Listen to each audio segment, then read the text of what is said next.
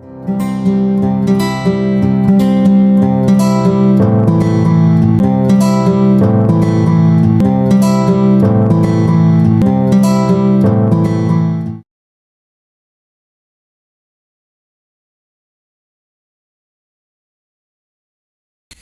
Mbak, boleh ngobrol-ngobrol sebentar? Oh iya boleh Mbak. Perkenalkan, saya dari Prodi Farmasi Politeknik Harapan Bersama Tegal. Di sini saya akan memenuhi tugas komunikasi farmasi. Boleh? Oh iya Ya. boleh.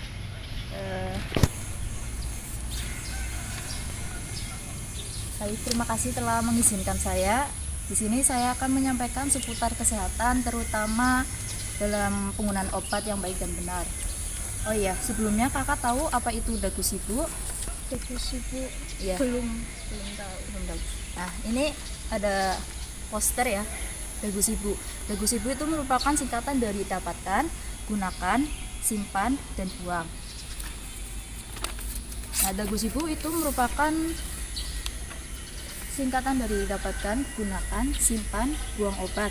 Dagu sibu merupakan salah satu kegiatan yang diperkasai oleh Ikatan Apoteker Indonesia atau yang disingkat dengan IAI dalam upaya mewujudkan gerakan keluarga sadar obat dan akibat rendahnya tingkat pemahaman masyarakat di Indonesia tentang cara pengonsumsian obat yang baik dan benar. Hal ini perlu dilakukan karena adanya pengawasan dan penyampaian informasi tentang obat untuk pasien atau masyarakat dalam mendapatkan, menggunakan, menyimpan, dan membuang obat dengan baik. Jika penggunaannya salah, tidak tepat, tidak sesuai dengan takaran atau indikasinya, maka obat dapat membahayakan kesehatan. Nah, untuk dagu sibu kali ini saya akan membahas terkait obat antibiotik. Mbak sendiri itu sudah pernah menggunakan antibiotik? Saya sudah Pernah. Cara mendapatkannya sudah tahu? waktu itu periksa ke dokter terus dikasih resep ditebus di apotek. Iya, itu benar. Antibiotik itu sendiri kan singkatan dari anti dan bios. Anti sendiri itu berarti lawan dan bios itu merupakan hidup.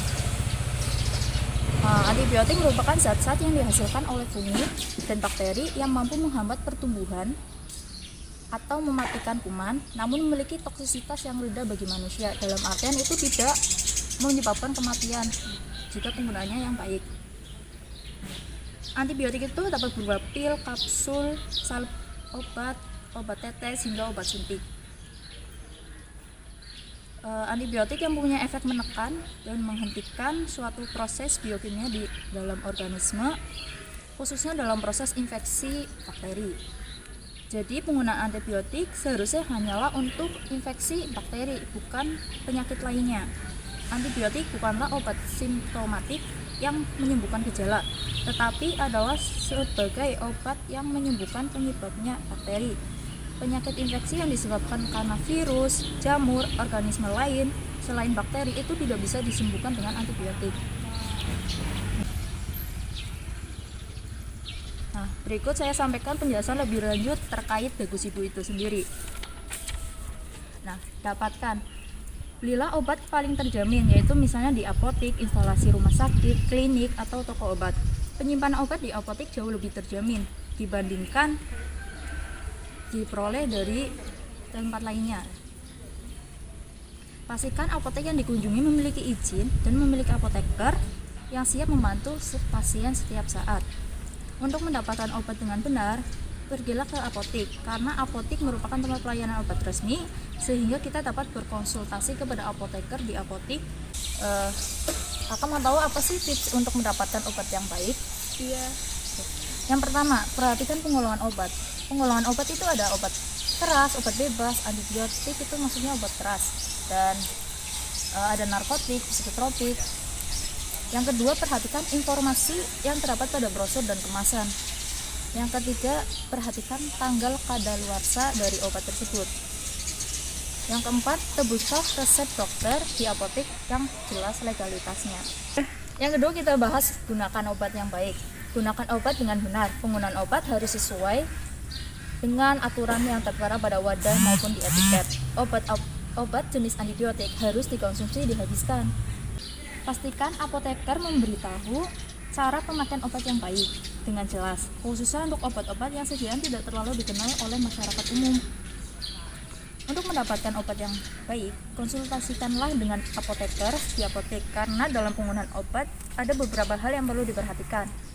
Yang pertama, bila mengalami keluhan batuk, pilek, demam, janganlah terburu-buru mengonsumsi antibiotik.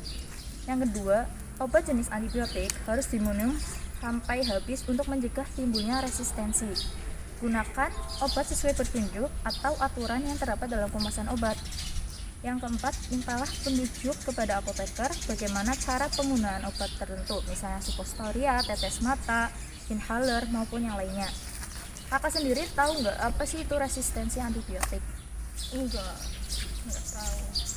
Nah, resistensi antibiotik adalah kondisi suatu bakteri dalam tubuh manusia menjadi resisten atau dalam artian itu kebal terhadap antibiotik itu.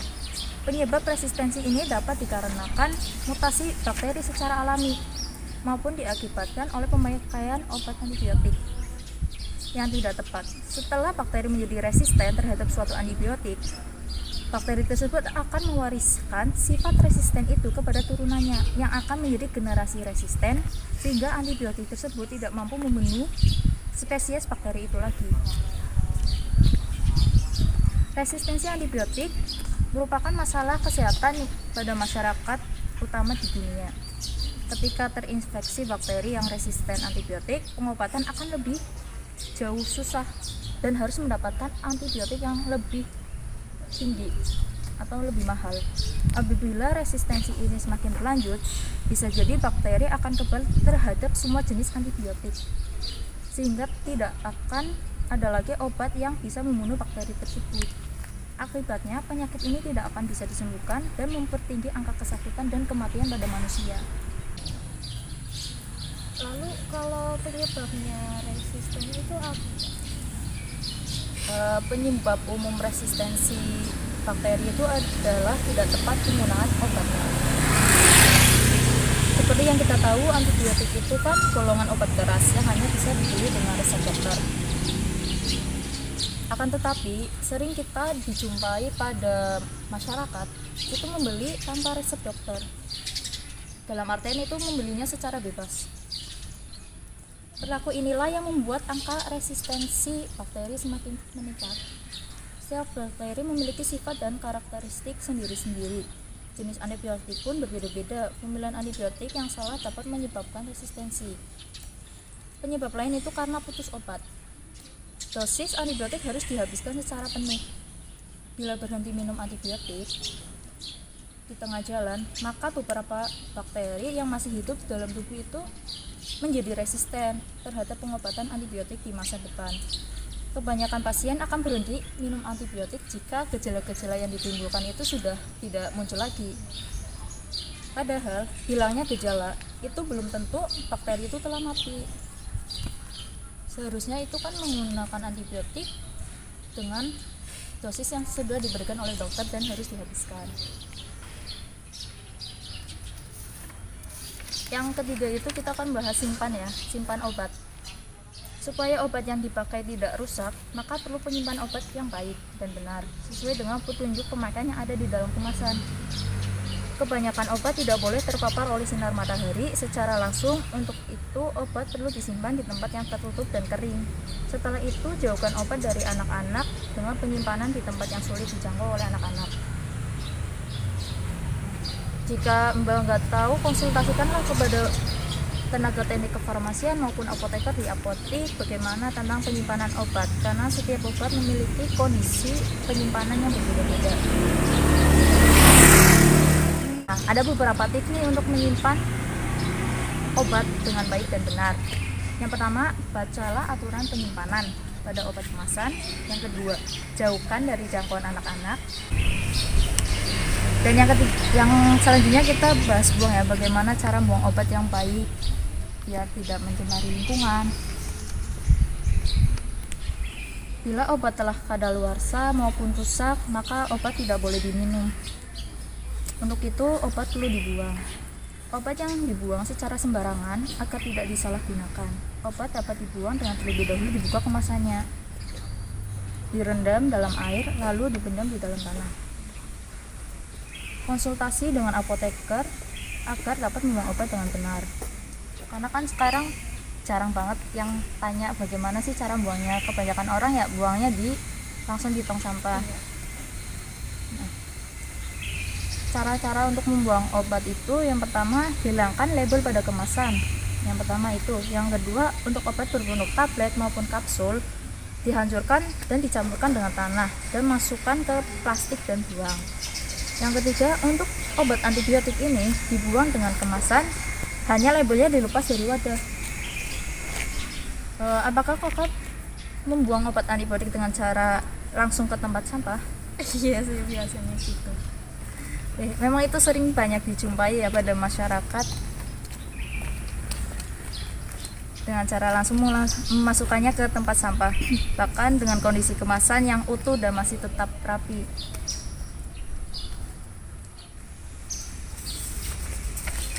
Nah, seharusnya kan untuk membuangnya, hilangkan semua informasi yang pada obat yang akan dibuang dan keluarkan obat dari bungkusnya.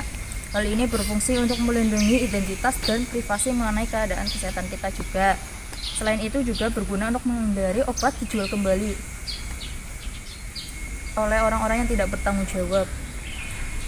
Untuk obat berbentuk tablet dan kapsul yang tadi, hancurkan obat, campur dengan air, tanah, atau bahan lain yang tidak diinginkan, kemudian taruh ke dalam wadah atau plastik tertutup.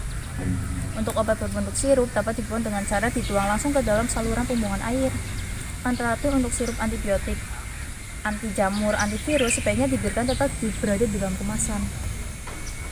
Dengan dicampur bersama air, tanah, atau bahan lain yang tidak diinginkan, kemudian ditutup rapat. Ini dapat mencegah terjadinya resistensi penyakit yang ada di alam. Oke Mbak, itu sekedar yang bisa saya sampaikan. Apakah Mbak ada yang ingin ditanyakan lagi? Sudah cukup sih, sudah cukup Jelas. ya, sudah cukup mengerti tentang bagaimana sih cara mendapatkan obat sampai membuangnya itu. Ya. Cukup. Karena memang kita harus memperluas wawasan terkait penggunaan obat berkaitan dengan tubuh kita juga untuk kesehatan kedepannya. Saya udah cukup. Terima kasih waktunya udah Ya, membantu sama-sama. saya dalam ini. Terima kasih kembali. Ya. Ini disimpan aja Mbak. Oh ya, makasih. Ini sih Mbak.